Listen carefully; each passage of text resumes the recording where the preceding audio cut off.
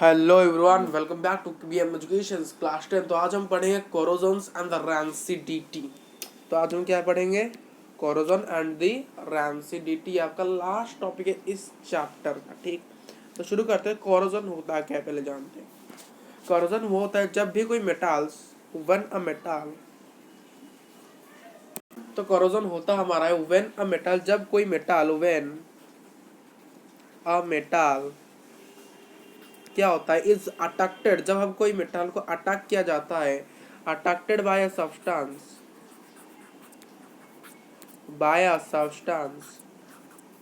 क्या by a substance, कौन, by a substance around it, उसके चारों ओर कुछ होते हैं, उसके चारों ओर कुछ सब्सटेंस होते हैं अराउंड इट, जैसे कि क्या, जैसे कि मॉइस्चर्स, और जैसे कि मॉइस्चर्स, एसिड्स, ये सारी चीजें। तो क्या होता है जब कोई मेटाल्स को कोई भी उसके सब्सटेंस उसके चारों ओर होते हैं, वो उसको क्या करते हैं, अफेक्ट करते हैं, जैसे कि मॉइस्चर, एयर या फिर एसिड्स। अगर यहाँ पर एयर भी हो सकता है, एयर यानी बेसिकली O2, ऑक्सीजन। तो उसी को ही हम उसे क्या कहेंगे, जब भी कोई मेटल को क्या कर दिया जाता है, इन सारे चीज़ों के द्वारा अटैक किया जाता है, तो वो क्या हो जाता है, करोड़ हो जाता है। वो क्या हो जाता है, करोड़। मेटल क्या हो जाता है, करोड़ हो जाता है, करोड़ हो जाता है। उसी के प्रोसेस को, करोड़ होने के प्रोसेस को हम क्या कहते हैं, कोरोजन कहते हैं guys, corrosion.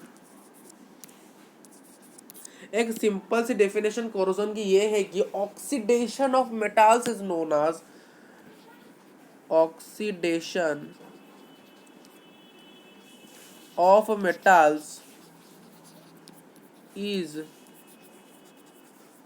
Known as corrosion. ये एक साधारण सा क्या है, ये साधारण सा आपका क्या है, डेफिनेशन है। Oxidation of metal is known as corrosion. आपके पास आयरन होगा, आयरन, आपने आयरन देखा होगा। आयरन क्या होता है, एक साइनी सब्सटेंस होता है कि नहीं, एक साइनी सब्सटेंस होता है आयरन। आयरन एक साइनी सब्सटेंस होता है, बट बहुत सारे टाइम जाने के बाद इसके ऊपर एक रेडिश ब्राउन कलर का कोटिंग आता है, रेडिश ब्राउन कलर का।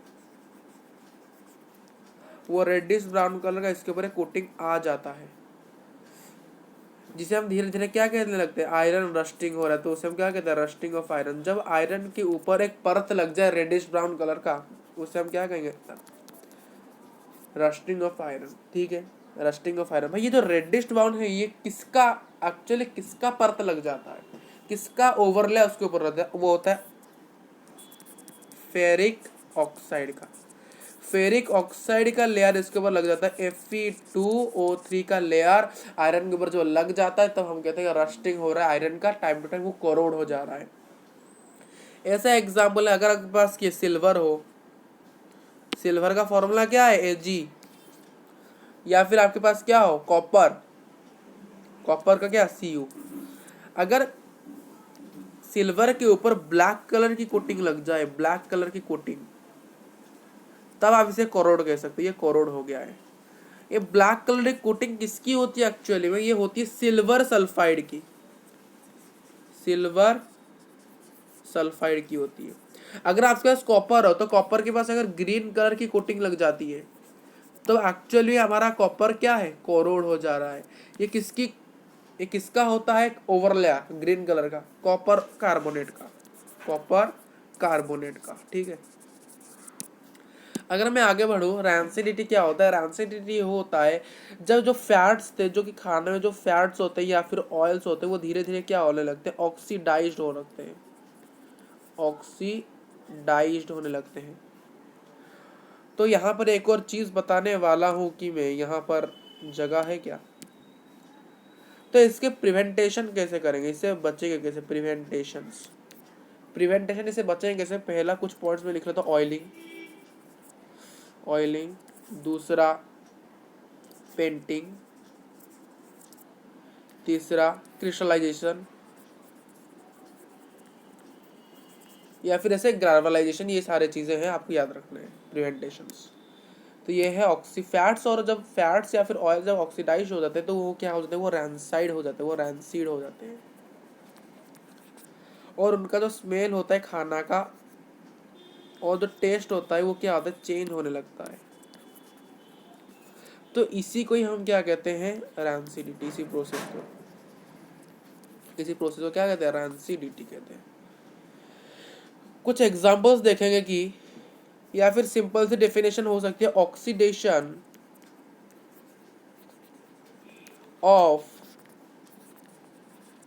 Fats and oils that changes it smell या फिर order and taste called rancid. ये एक सिंपल सी डेफिनेशन, आप जो भी चाहिए इसे याद रख सकते हो। प्रिवेंटेशन क्या होंगे, प्रिवेंटेशन सबसे पहले एंटीऑक्सीडेंट आपको यूज करने पड़े, ऑक्सीडेंट्स यूज करने पड़े। ऑक्सीडेंट दो होते, BHT एक है, ऐसे दो है आपके, BHU एक है। ओके, BHT क्या है, ब्यूटाइलेटेड हाइड्रोलिन टूरुलिन, ये एक ऑक्सीडेंट है। दूसरा आपको सारे चीज़ों को टाइटली एयर कंटेनर में रखने पड़ेंगे, या फिर फ्रिज या फिर रेफ्रिजरेटर में रखने पड़ेंगे। तीसरा नंबर क्या है, आपको क्या करने पड़ेंगे, ये सब सारे जो इसे नाइट्रोजन गैस में पैक करने पड़ेंगे, नाइट्रोजन गैस में इसे आपको क्या करने पड़ेंगे, पैक करने पड़ेंगे। तभी